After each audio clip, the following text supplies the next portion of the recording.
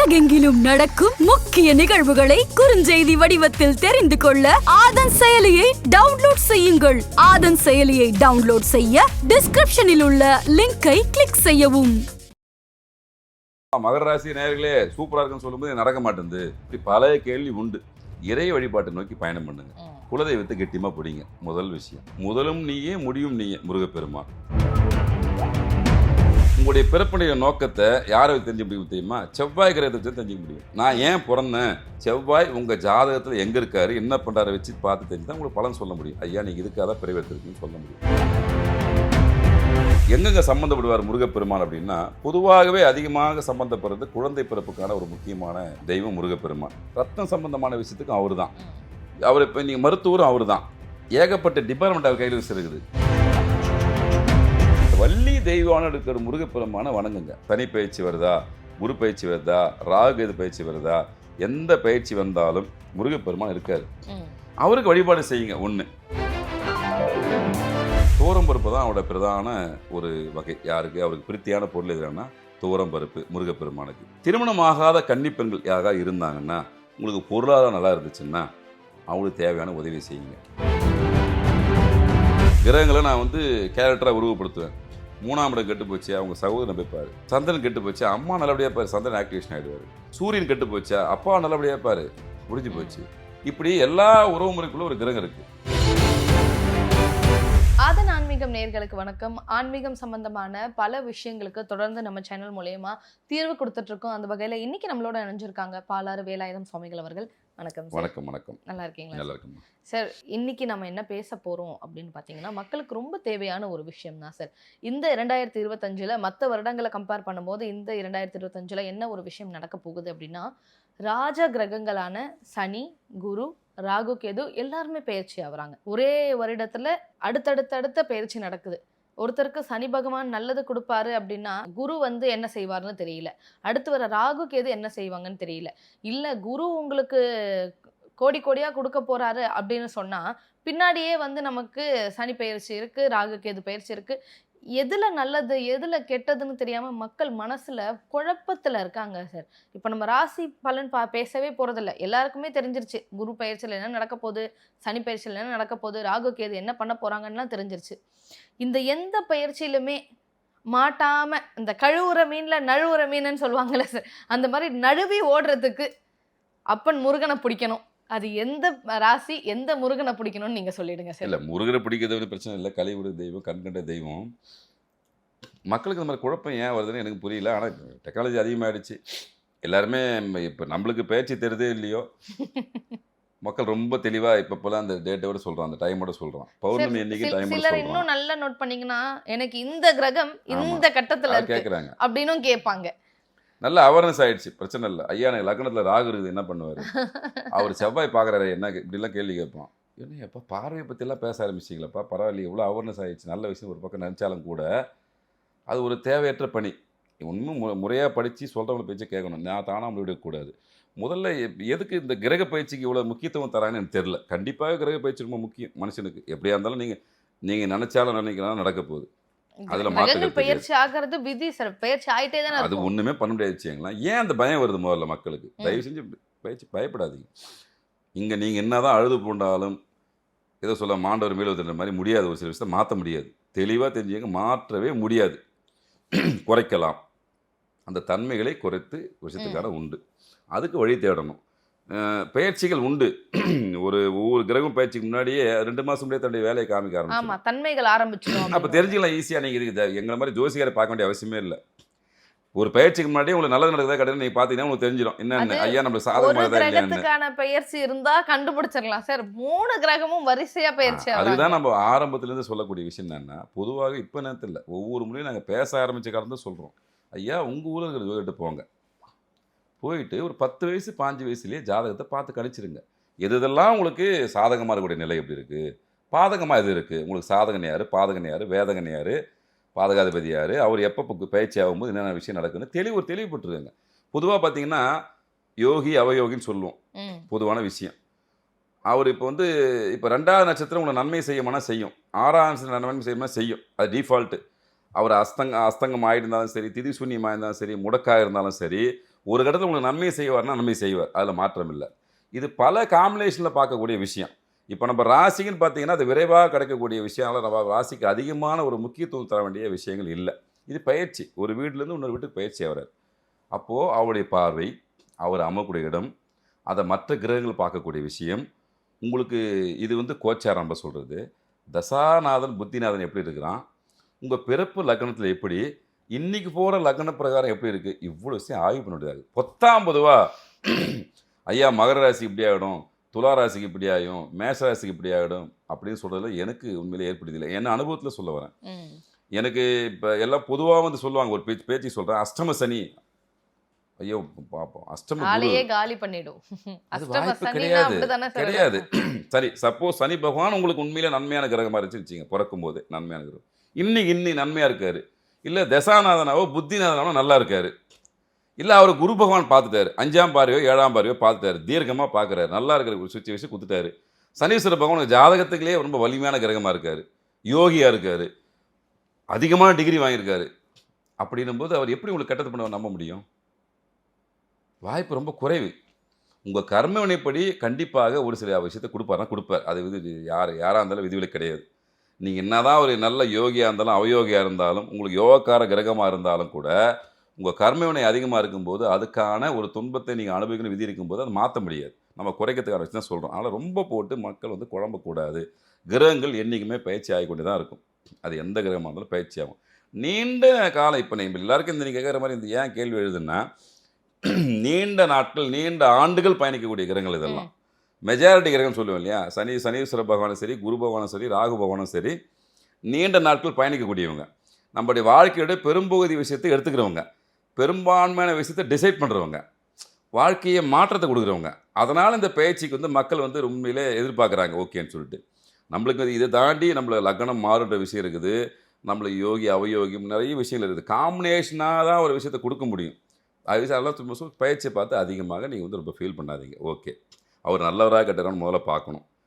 சரி, இதெல்லாம் தாண்டி சரி எனக்கு எதுவுமே இல்லையா, ஆனால் எல்லாருமே என்னை பயமுறுத்துகிறாங்க, எந்த பேப்பரை போட்டினாலும் ஐயோ சரி பயிற்சி வருது இப்படி பயமுறுத்துறான், எந்த சேனலை தந்தாலும் இப்படி ஆகுதுன்னு சொல்கிறான். ஆனால் அங்கே ஒன்று சொல்கிறான், மகர ராசி நேயர்களே சூப்பராக இருக்குன்னு சொல்லும்போது நடக்க மாட்டேங்குது. இப்படி பல கேள்வி உண்டு. நான் என்னுடைய பர்சனல் அனுபவத்தை சொல்கிறேன், நேரடியாக சொல்கிறேன் மக்களுக்கு, தயவு செஞ்சு இதெல்லாம் ஒரு பக்கம் புறந்துட்டு இறை வழிபாட்டை நோக்கி பயணம் பண்ணுங்க. குலதெய்வத்தை கெட்டியமாக பிடிங்க. முதல் விஷயம், நான் ஏற்கனவே பல பதிவில் சொல்லியிருப்பேன், முதலும் நீயே முடியும் நீயே. முருகப்பெருமான் மேஷத்தில் ஆரம்பித்து மீனத்தில் முடிகிறோம் அவர் தான். மேஷம் அவரது தான், 12ஆம் இடம் அவரது தான், குருவாக உட்காந்துக்காரு. அப்பனுக்கு பாடம் சொல்வேன், சுவாமியமல்ல பாடம் சொன்னவர். அப்போது உங்கள் வாழ்க்கையினுடைய பெரும் பகுதியை இந்த நிர்ணயிக்கக்கூடிய ஒரு கிரகம், ஒரு தெய்வம் யாருன்னு சொன்னால் முருகப்பெருமான். அப்போது அவர் தான் ரொம்ப அருமையாக அட்டகாசமான ஒரு விஷயத்தை கொடுக்கக்கூடிய தெய்வம். கேட்டதை உடனே குழந்தை விடத்தில் டக்குன்னு கொடுத்துருவார். ஈஸி அக்சஸ்ஃபுல் தெய்வம்னு வச்சுக்கோங்களேன். இப்போது சனீஸ்வர பகவானுடைய தாக்கத்திலிருந்தும் நீங்கள் வந்து ஓரளவுக்கு மீளலாம், துன்பத்தை குறைக்கலாம்னாலும் முருகப்பெருமான் தேவைப்படுவார் கண்டிப்பாக. அது எந்த கிரக சுற்றி போனாலும் முருகர் ஒரு இடத்துல உங்களுக்கு ஹெல்ப் பண்ணுவாரா? ஹெல்ப் பண்ணுவார். நான் ஏற்கனவே உங்கள்கிட்ட தான் வேறு பதிவில் சொல்லியிருப்பேன், அந்த விஷயத்தை இப்போ இந்த பதிவில் சொல்கிறேன். உங்களுடைய பிறப்புடைய நோக்கத்தை யாரை தெரிஞ்சுக்க முடியும் தெரியுமா? செவ்வாய் கிரகத்தை வச்சு தெரிஞ்சிக்க முடியும். நான் ஏன் பிறந்தேன் அப்படின்னு எதை வச்சு தெரிஞ்சுக்கலாம்னா, ஜாதக ரீதியாக செவ்வாய் உங்கள் ஜாதகத்தில் எங்கே இருக்காரு, என்ன பண்ணுறாரு வச்சு பார்த்து தெரிஞ்சு தான் உங்களுக்கு பலன் சொல்ல முடியும். ஐயா நீங்கள் இதுக்காக தான் பிறவி எடுத்திருக்கீங்கன்னு சொல்ல முடியும். செவ்வாய் அற்புதமான ஒரு விஷயம். செவ்வாய் வருவாய். நம்ம மக்கள் அதை வருவாயை வெறுவாய் ஆகிட்டாங்க. இங்கே செவ்வாய்க்கிழமை பயன்படுத்ததே கிடையாது. இங்கே நல்ல விஷயம் மறுபடியும் எல்லாரும் செவ்வாய்க்கிழமை நோக்கி போயிட்டு தயவு செஞ்சு பயன்படுத்துங்கன்ற. குளிகனை பயன்படுத்துங்க, செவ்வாயை பயன்படுத்துங்க. அவர் பேர் மங்களக்காரங்க, மங்கள வாரம் தான் சொல்லுவாங்க தெலுங்குல சொல்லும்போது. அவர் அற்புதம், நம்ம தெய்வம் அவர். ஆக்சுவலாக வந்து தெய்வத்தில் இவர் தான் பார்க்கப்பட கிடையாது. இருந்தாலும் அவர் நம்பூரில் போது நம்பூரில் வளர்ந்தவர். இப்படி பார்த்துக்குவோம். இல்லை, நம்பூரில் பிறந்த மனுஷன், மனிதன் வந்து தெய்வம் ஆரம்பிச்சிங்களா, நம்பூரில் பிறந்த ஆள். நீங்கள் மற்ற ஊரில் பிறந்தாரெல்லாம் நம்ம இப்போ பார்க்கல, ஆனால் நம்ம முன்னோர்கள் அவங்கள பார்த்துருக்காங்க, பழகிருக்காங்க, பேசியிருக்காங்க, எல்லாம் கூட தாவல் பண்ணியிருக்காங்க. ஆனால் நம்ம தெய்வம் அவர். இப்போ பார்த்தீங்கன்னா அவருடைய காவல் தெய்வம்னு சொல்லக்கூடியவர் யார்? வீரபத்திரர். அவர் அசைவம், இவர் சைவம். பட்டு சிவன் தத்துவத்தில் வர எல்லாருக்குமே பார்த்தீங்கன்னா மேக்ஸிமம் அசைவம் தான் இருக்கும். விஷ்ணு சப்தத்தில் பெரும்பாலும் சைவத்தில் இருக்கும். நீங்கள் எப்படி பார்த்தாலும் இவங்க நம்பாள் பொதுவாக அவர் சொல்லும்போது. ஆனால் ஈஸியாக போய் ஒரு விஷயத்துக்கு அவர் கேட்கலாமா? கேட்க முடியும். யார்கிட்ட? முருகா என்னையா பண்ணுற, ஏன் அப்படி பண்ணுற, உரிமையா அப்படின்னு கேட்கலாம். உரிமையோடு கேட்கலாம். பட் அவர் வந்து ரொம்ப எளிமையானதான் என்ன பண்ணார், அவர் டக்குன்னு வந்து குழந்தையாக கொடுத்துட்டாரு. இன்னும் சொல்லப்போனால் ஆண் பெண் இணைவில்லாத செயற்கையுடைய தெய்வங்களுக்கு வலிமை எப்பவுமே அதிகம். ம். பொதுவாக இவர் நெற்றிக்கண்ணில் பிறந்த நெருப்போடு பிறந்தவர், இணைப்பில் பிறந்தவர் கிடையாது. தன்னுடைய முழு சக்தியும் சிவபெருமான் கொடுக்குறாரு, இந்த வச்சியன்னு சொல்லிட்டு. சிவன் தான் பிரபஞ்ச சக்தி, அதில் எந்த வித மாற்று கருத்தும் யாருக்குமே தேவையில்லை. அது வந்து எப்படி சொல்லுவாங்களே, வள்ளுவனே சொல்லியிருக்காரு, அகர முதலத்தெல்லாம் ஆதி பகவான் முதற்கண். ஆதின்றது யார்? நம்ம பிரகாரம் சிவபெருமான் தான் ஆதி. ஆதி அந்தன் அவர் தான். ஆனால் வந்து அவருடைய ஒரு ஆற்றலோடு வந்தவர் தான் முருகப்பெருமான். கேட்ட வரத்தை தரக்கூடியவர். முதல் சித்தர் சிவன், அதுக்கடுத்து இவர் வராரு. அதை இவரே வந்து அப்பாவுக்கு போய் பிரணவந்தத்தை உபதேசிக்கக்கூடிய அளவுக்கு சிவபெருமான் அவருக்கு இம்பார்ட்டன்ட் கொடுத்துருக்காருன்னா தெரியாமல் கொடுத்துருப்பாரா? நமக்கு உணர்த்துறாரு. விஷயம் என்னன்னா, சிவபெருமான் அந்த நாடகத்தை அவருக்காக நிகழ்த்தலை, மக்களுக்கு கலிவுல மக்களுக்கு சொல்கிறார், ஐயோ கலிகாலம் இப்படிலாம் இருக்க போகுது, அப்போ நீ தப்பிக்கிறதுக்கு வழி யாரை பிடிக்கணும்னா பார்த்துக்கோ. நானே அவர்கிட்ட போய் உட்காந்து ஐயா நீ சொல்லுப்பா அப்படின்னு கேட்குறேன்.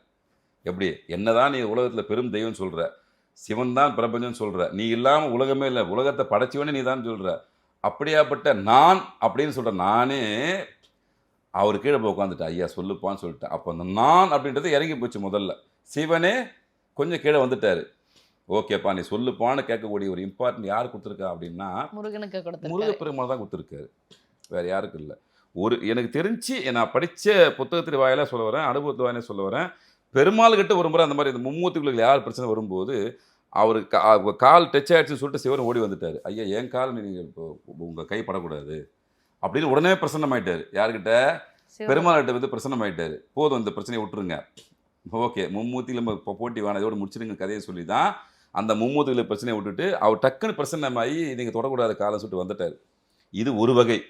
அதுக்கப்புறம் நேரடியாக வந்து மகன்கிட்ட உட்காந்து அப்பா நீ சொல்லுப்பா நான் கேட்குறேன்னு சொல்லிட்டு போது குருவாக மாறிவிட்டார். அப்போது 12 இடங்கள், அதில் முதலும் இடமும் அவர் தான், கடைசி இடமும் அவர் தான். முதலிடம்ன்றது தலை, பிரதானமான விஷயம். 12ஆம் இடத்து தூக்கம், அயன சயன போகம், எல்லா வெளிநாடு எல்லா விஷயம் வரக்கூடிய விஷயம். இது சுற்றி சுற்றி எல்லாத்துலேயும் வரும். எங்கெங்கே சம்மந்தப்படுவார் முருகப்பெருமான் அப்படின்னா, பொதுவாகவே அதிகமாக சம்மந்தப்படுறது குழந்தை பிறப்புக்கான ஒரு முக்கியமான தெய்வம் முருகப்பெருமான். எது எப்படி இருந்தாலும் குழந்தை அப்படின்ற வரத்தை கொடுக்கக்கூடிய ஒரு முக்கிய தெய்வம் முருகப்பெருமான். அதுக்கப்புறம் காவல், டிஃபென்ஸ் எல்லாமே அவர் தான். காவல் தெய்வங்களுக்கும் முதன்மையான கடவுள் அவர் தான். ரத்தம் சம்பந்தமான விஷயத்துக்கும் அவர் தான். அவர் இப்போ நீங்கள் மருத்துவரும் அவர் தான். ஏகப்பட்ட டிபார்ட்மெண்ட் அவர் கையில் வச்சுருக்குது. பல டிபார்ட்மெண்ட்டில் கையில் வச்சுக்கிற மனுஷன் முருகப்பெருமான். அந்த கலியுகத்தில்ப்பா இவர் மட்டும் கும்பிடு, மற்றெல்லாம் அவர் பார்த்துக்குவார் அப்படின்னு சொல்லிட்டு ஈஸியாக போயிடலாம். அப்போது சிவனை அடையணும், சிவன் பாதத்தை அடையணும், மோட்சத்தை அடையணும் அப்படின்னா அது ஒரு ஷார்ட்கட் ரூட்டே முருகப்பெருமான் தான். சிவன் பிரபஞ்ச தெய்வம், பெரிய தெய்வம், அணுக முடியாத அளவுக்கு சக்தி படைத்தவர் அவர் லெவலுக்கெல்லாம் நம்ம போகிறதுக்கான வாய்ப்பு இல்லைன்னு தெரியும், கடவுளுக்கே தெரியும். அப்போது என்கிட்ட சொல்லி அனுப்புறதுக்கு ஒரு ஆள் வேணும். ஐயா நான் போய் டக்குன்னு சொன்னால் ஒருத்தர் செய்யறதுக்கு ஒரு ஆள் வேணும். ஐயா உங்களை பார்க்கவே முடியலையா, உங்களை எப்போ தான் பார்க்க முடியும் அப்படின்னா ரெப்ரசன்டேட்டிவ் ஒருத்தர் போட்டு வைக்கிறார். பாப்பா முருகப்பெருமானே கலியுகத்தில் மக்கள் இவ்வளோ கஷ்டப்படுறாங்க, பல பிரச்சனை இருக்கிறாங்க, நான் எல்லாரையும் பார்த்துக்கிறதுக்கு நேரம் இல்லை, நான் வந்து தவ கூடத்தில் உட்காந்துருக்கேன், நீ தான் ரெப்ரசன்டேட்டிவ் போய் பார்த்துக்கோன்னு சொல்லிட்டு அனுப்பப்பட்ட ஒரு முக்கியமான தெய்வம் தான் முருகப்பெருமான். கிரகத்தோடு சம்மந்தப்பட்டு நம்மளுக்கு முக்கியமான இடத்தையெல்லாம் நம்மளுக்கு கூடுதல் பலத்தோடு கூடக்கூடிய தெய்வம் தான் முருகப்பெருமான். அப்போது இது போன்ற பயிற்சிகள் வரும்போது முருகப்பெருமான் அவருக்கு கை கொடுப்பாரான்னா கண்டிப்பாக கை கொடுப்பார். அவர் ஒரு பிரதான கிரகம்னு வச்சுங்களேன். சனி பயிற்சி, இப்போ நம்ம சனி பயிற்சி எடுத்துக்குவோம். சனி பகவான் பயிற்சியாக வர்றாரு, மீனத்துக்கு வரப்போகிறார். ஓகே நல்ல விஷயம். சரி இவர் முருகப்பெருமான் வழிபடும் மூலம் எப்படி ஒரு கனெக்ட் பண்ண முடியும் அப்படின்னு யோசிக்கிறோம். இப்போ இந்த சனி பயிற்சி மூலியமாக ஒருத்தருக்கு 6ஆம் இடம் பாதிக்கப்பட்டுச்சுன்னு வச்சுங்களேன், பயிற்சிக்கு சொல்ல வரேன், கடனோ நோயோ வம்போ வழக்கோ வரும். அப்போ நோய் எடுத்துங்க வந்துடுது. அப்போ மருத்துவராக யார் நிற்பார்? முருகப்பெருமான் நிற்பார். மருத்துவர் அவர் தான். சரி நெருப்பு சம்பந்தமான விஷயங்கள் உங்களுக்கு பாதிப்பு வரப்போகுது, அப்படி இரும்பு சம்பந்தமான விஷயம்னு வச்சுங்களேன், இரும்பு காரகத்தை தான் சனீஸ்வர பகவான். அப்போ அந்த நெருப்பு இரும்பு சம்மந்தப்பட்ட ஒரு முக்கியமான நெருப்புன்னு சொல்லும்போது முருகப்பெருமானம் வந்துடுவார். அப்போது ஒரு தெய்வம் ஒற்றை தெய்வமாக நீங்கள் என்ன பண்ணணும், முதல்ல குலதெய்வத்தை வச்சுக்கணும். அதுக்கப்புறம் உங்களுக்கு பிடிச்ச முருகப்பெருமான் எந்த ஒரு இருந்தாலும் பரவாயில்ல, ஜாதக ரீதியாகவும் நீங்கள் எந்த முருகப்பெருமானுடைய ஸ்தலத்துக்கு போயிட்டு வழிபட்டால் நல்லா இருக்குன்னு சொல்ல முடியும். அது 2வது வகை. எல்லாருமே தெரிஞ்சிக்கக்கூடிய விஷயம், தெரிஞ்சுங்க, தெரியலாம் விட்டுருங்க. ஆனால் பொதுவாக இது போன்ற கிரக பயிற்சியிலேருந்து தப்பிக்கணும், அதோடைய தாக்கத்தை குறைக்கணும்னு சொல்லும்போது முருகர் வழிபாட்டை பிரதானமாக வைங்க. அவர் எல்லா விதத்தையும் எங்கே இருந்தாலும் ஈக்குவல் ஆகிடுவார். ஏதோ ஒரு விதத்தில் உங்களை சமம் பண்ணுவார். ஏன்னா அதுக்காக தான் அவர் இருக்கார், வேறு எந்த நோக்கமும் கிடையாது. இப்போ திருச்செந்தூர் எப்படி சிவபெருமான் வந்து தவ குளத்தில் இருக்காரோ அதே மாதிரி தான் திருச்செந்தூரில் முருகப்பெருமான் தவம் தான் இருக்கார், ஞான நிலையில் இருக்கார். நமக்காக சக்தியை நம்மளுக்கு கொடுக்கறதுக்காக தான் உட்காந்துருக்காரு, வரம் கொடுக்குற தெய்வம்.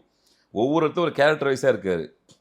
நம்ம திரும்ப சொல்கிறது எல்லாத்தையும் பதிவில் சொல்கிற விஷயம் என்னென்னா, இந்த வள்ளி தெய்வான இருக்கிற முருகப்பெருமானை வணங்குங்க. அது ரொம்ப இம்பார்ட்டண்ட்டு. ஏன்னா அந்த வள்ளி தெய்வான கேரக்டர் நமக்காக உருவாக்கப்பட்ட ஒரு கேரக்டர். அது ரொம்ப முக்கியமான தெய்வம் கூட. ஆனால் உங்களுக்கு சனி பயிற்சி வருதா, குரு பயிற்சி வருதா, ராகு கேது பயிற்சி வருதா, எந்த பயிற்சி வந்தாலும் கலியுக தெய்வம் டிபார்ட்மெண்ட் ஒரு ஆள் தான் இருக்கிறது, முருகப்பெருமான் இருக்கார். அவருக்கு வழிபாடு செய்யுங்க. ஒன்று. ரெண்டாவது விஷயம், எப்படி வழிபாடு செய்யுது அப்படின்ற ஒரு விஷயம். வசதி உள்ளவர்கள், பொருளாதாரத்தில் எனக்கு வசதி இருக்குதுப்பா, நான் என்ன பண்ணட்டும் அப்படின்னா, துவரம்பருப்பு தான் அவரோட பிரதான ஒரு வகை. யாருக்கு? அவருக்கு பிரித்தியான பொருள் எதுனா துவரம்பருப்பு முருகப்பெருமானுக்கு. ஓகே. திருமணமாகாத கன்னிப்பெண்கள் யாராவது இருந்தாங்கன்னா, உங்களுக்கு பொருளாதாரம் நல்லா இருந்துச்சுன்னா அவங்களுக்கு தேவையான உதவி செய்யுங்க. கண்டிப்பாக சனீஸ்வர பகவான் மனமிருந்து அருள் பண்ணி உங்களுக்கு மீட்டு கொடுத்துருவார். முருகப்பெருமானை அதை சப்போர்ட் பண்ண ஆரம்பிச்சிடுவார். ஒன்று. இப்படி ஒவ்வொருத்தரும் அவங்களுடைய வசதிக்கு ஏற்ற மாதிரி உதவிகளை செய்ய ஆரம்பிங்க. என்னால் எதுவுமே முடியலையா, நான் என்ன பண்ணுறதுன்னா, ஒரே ஒரு நெய்வலுக்கு போடுங்க முருகப்பெருமானுக்கு. ஒரு நெய்வலுக்கு ஒரு நாளைக்கு மண்வலுக்கு அகலவலுக்கு போடுங்க. முருகா பார்த்துக்க முருகா, எனக்கு பயிற்சி இந்த பயிற்சி அந்த பயிற்சின்னு சொல்கிறாங்க. முழுமையாக தெரிஞ்சதுக்கு கூட எனக்கு வசதி இல்லை, ஒரு ஜோதிடரை போய் பார்த்து தெரிஞ்சதுக்கு கூட எனக்கு வாய்ப்பு இல்லை, நான் நிர்கதியாக நிற்கிறேன்னு சொல்லிட்டு அந்த ஆள்கிட்ட போய் நில்லுங்க. முருகப்பெருமானோட போய் நின்றுடுங்க. மற்ற யார்ட்டு எங்களை போல் ஆட்களை நீங்கள் வரணும்னு அவசியமே இல்லை. தயவு செஞ்சு வரவே வராதிங்க. இந்த பயிற்சியை பார்த்து பயப்படாதீங்க, வரவும் வராதிங்க. அது உங்கள் விருப்பம், போகிறதும். ஆனால் நான் பேசுகிற சராசரி மக்கள், நடுத்தர மக்களுக்காக பேசுகிறேன். உங்களுக்கு எதுவுமே இல்லைப்பா அப்படின்னா, நேராக எந்த முருகர் கோயில் தான் அந்த முருகர் போய் நின்றுடு. நீ தான் என் கலைவனுக்கு தெய்வம், ஒழுங்காக எனக்கு வந்து சொல்யூஷன் கொடு. இவர் பயிற்சி அவர் பயிற்சின்னு சொல்லிட்டு எல்லாருமே ஒரு பக்கம் பயமுத்திர வேலையை செய்கிறாங்க. ஒவ்வொருத்தர் பரிகார விஷயத்தை சொல்கிறாங்க. ஆனால் ரெண்டுமே பண்ண முடியாது. நான் இருக்கிறேன். நான் என்ன பண்ணிட்டேன்னா, ஒரு நெய்வலுக்கு போடுங்க, மனசார முருகப்பெருமான வேண்டுங்க. காவடி எடுக்காத வீடு பெரும்பான்மை தமிழ்நாட்டில் கம்மி. பெரும்பான்மையான வீட்டில் காவடி எடுப்பாங்க. அது ஒரு பெரிய நேர்த்திக்கடன். காவடி எடுக்கிறது சாதாரண விஷயம் கிடையாது. அப்போ அது போன்ற வாழ்க்கை முறைகளை ஒரு வேண்டியங்க. பொதுவாக ஐயா இந்த மாதிரி விஷயங்கள் இருக்கும்போது அந்த மாதிரி செய்கிறேன் அப்படின்னு சொல்லிட்டு உங்கள் பொருளாதார விஷயத்துக்கு ஏற்ற மாதிரி வேண்டுதல் வைங்க. அளவுக்கு அதிகமாக வைக்காதீங்க. அதே மாதிரி வேண்டுதல் நிறுவனத்துக்கு கடன் வாங்காதீங்க. நம்ம திரும்ப சொல்கிறோம், சின்ன கோயில் பெரிய கோயிலும் பார்க்காதீங்க. 6 படை வீடு இருந்து முருகப்பெருமான ஸ்தலம், அது எந்த வித மாற்று கருத்தும் கிடையாது. ஒவ்வொரு படை வீட்டிலையும் ஒரு புராண கதை உண்டு, தொடர்புடைய விஷயங்கள், இதிகாச கதைகள் உண்டு. அது ஒரு வகை. அதுக்காக அங்கே போய் தான் ஒரு சில விஷயத்தை பண்ணணுன்ற நேதியை நீங்களாக வச்சுக்காதீங்க. ஜாதக ரீதியாக நாங்கள் சொல்லுவோம், ஐயா எனக்கு திருச்செந்தூர் முருகப்பெருமானை போய் பார்க்கணும், திருத்தணி முருகனை போய் பார்க்கணும், சுவாமி மலைநாதரை போய் பார்க்கணும், கழுகுமலை முருகனை போய் பார்க்கணும்னு சொல்லிட்டு ஜாதக ரீதியாக ஆய்வு பண்ணி உங்களுக்கு கொடுக்கக்கூடிய சொல்யூஷன் வேறு. ஜென்ரலாக எதுவுமே இல்லை. உங்களுக்கு பக்கத்தில் எந்த முருகர் கோயில் இருந்தாலும் போங்க. கூடுதலான விஷயம், வள்ளி தெய்வம் இருந்தால் இன்னும் கொஞ்சம் ரொம்ப நல்லது. ஏன்னா அங்கே சக்தி சம்மந்தப்படுவாங்க. அது நம்மளுக்கு மிகப்பெரிய ஒரு பெரிய சக்தி. நம்மளுக்கு சக்தி கொடுக்கறதுக்கு சக்தி வேணும். ஆனால்ப்பட்ட முருகப்பெருமானே போரில் ஜெயிக்கிறதுக்கு அந்த அம்மா தான் வேலை கொடுத்து அனுப்பிச்சாங்க. சக்தி தான் வேலை கொடுத்து அனுப்பிச்சாங்க. அம்மா பார்வதி தாயார் தான் வெற்றியோட வான்னு சொல்லிட்டு வேலை கொடுத்து அனுப்பிச்சாங்க. அப்போ நம்மளுக்கு சக்தி பவர் வேணும். அப்போ அந்த வள்ளி தெய்வானை அப்படியோடு சேர்ந்து உனக்கு முருகப்பெருமான்ட்டு இப்போ நின்று கேட்கும்போது உங்களுக்கு கூடுதலாக ரெக்கமெண்டேஷன் பண்ணுறதுக்கு 2 பேர் இருப்பாங்க. முருகப்பெருமானே கொஞ்சம் டயர்டாகிட்டாலும் இந்த 2 பேரில் யாராவது ஐயா அவங்கள பார்க்கறது வந்திருக்காங்க, கொஞ்சம் பண்ண ரொம்ப கஷ்டப்படுறாரு அப்படின்னு நம்ம சொல்கிற மாதிரி எப்பவுமே இறைவன்கிட்ட யதார்த்தமாக பழகுங்க. ரொம்ப டிஸ்டன்ஸ் மெயின்டைன் பண்ணாதீங்க. தெய்வத்தை பார்த்து முதல்ல பயப்படாதீங்க. நீங்கள் தவறே செஞ்சிருந்தாலும் மன்னிப்பு கேளுங்க. திரும்ப மனித வாழ்க்கையில் தவறு செய்வது இயல்பு. தெரிஞ்சு செய்து வேறு விஷயம், தெரியாமல் செஞ்சுட்டு இருப்போம், இல்லை தெரிஞ்சவரும் செஞ்சுட்டு இருப்போம். ஐயா ஒரு காலத்தால் ஒரு சூழ்நிலை வேறு வழி இல்லை, எனக்கு அந்த சமயத்தில் எனக்கு வேறு வழியே இல்லைன்னு அதை பண்ணிட்டேன். ஏன் என்னன்னு பண்ணுறதுனா பண்ண முடியும். அப்படி நிறைய பேர் பண்ணியிருக்காங்க, இல்லைன்னு சொல்ல முடியாது. அப்போ அதை நிவர்த்தி எங்கே வரும்னா, நீங்கள் மனசார மன்னிப்பு கேட்கும்போது தான் நிவர்த்தி கிடைக்கும். அதுக்கு நீங்கள் பெரிய பூஜை புரஸ்காரம் பண்ணுறோம், பெரிய யாகத்தை பண்ணுறோம்லாம் ஒரு சில விஷயம் செய்ய முடியாது. குறிப்பாக கிரக பயிற்சி நடக்கும்போது நீங்கள் கர்ம பலன் முதல்ல வேலை செய்யும். இதை பார்த்து தான் முடிவெடுக்கணும். இந்த பயிற்சி நல்லா இருக்குமா நல்லா இருக்காதா அப்படின்னு உங்கள் கர்மாவுடைய அளவீடு பார்த்து தான் செய்ய முடியும். அதுதான் அந்த காலத்தில் சொன்னால், ஆலயம் தொழுவது சாலவும் நன்றுன்னா. நீ காலையில் எழுந்தவொடனே குளிச்சு முடிச்சுட்டு ஏதோ பக்கத்தில் இருக்கிற கோயிலுக்கு ரொட்டீனாக போயிட்டான்னு சொன்னான். இன்னும் வெளிப்படையாக சொல்லப்போனால் இது நிறைய பேருக்கு சங்கடத்தை கொடுக்கலாம், இருந்தாலும் சொல்லி தான் தீர்ன வழி இல்லை. அந்த காலத்தில் ஒரு 20 வருஷத்துக்கு முன்னாடி எடுத்துக்குவோம். 20 வருஷத்துக்கு முன்னாடி எத்தனை பேர் கிரக பயிற்சியை பார்த்துருந்தாங்க? கண்டிப்பாக கிடையாது. எத்தனை பேர் முதல்ல கிரக பயிற்சி தெரியும்? ஜாதகம் போய் பார்ப்பாங்க. என் பொண்ணு கல்யாணம் பண்ணணும், பையனுக்கு கல்யாணம் பண்ணணும், ஒரு கிரக பிரவேசம் பண்ண போகிறேன், எங்கள் வீட்டில் இந்த மாதிரி நிகழ்ச்சி ஒன்று வச்சுருக்கேன், அது ஒரு நல்ல நேரத்தை குறித்து விடுங்க சாமி. இதுதான் வழக்கம்.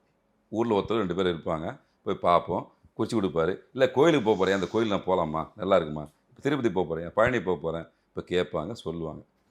கூட்டு குடும்பம் இருந்தது. இப்போது எனக்கு சனி பயிற்சி சரியில்லை, உங்களுக்கு சனி பயிற்சி நல்லா இருக்கும், கூட்டு குடும்பமாக இருப்பாங்க, பேலன்ஸ் ஆகிடும். அவனுக்கு சனி பயிற்சி நடந்தது தெரியாது, கடைசி வரைக்கும் ராகேஷ் பயிற்சி நடந்தது தெரியாது. ஏன்னா சிஸ்டமேட்டிக்காக வாழ்ந்தான்.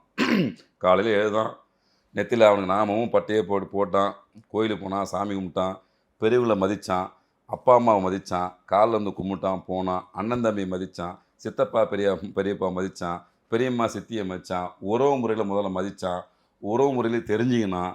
இன்றைக்கி பாதி பேருக்கு உறவு முறைகள் தெரியாது. நான் வாழ்வியல் பரிகார ஆய்வு மையம் தான் வச்சுருக்கேன். அது பேர் வாழ்வியல் பரிகார ஆய்வு மையம். கிரகங்களை நான் வந்து கேரக்டராக உருவப்படுத்துவேன்.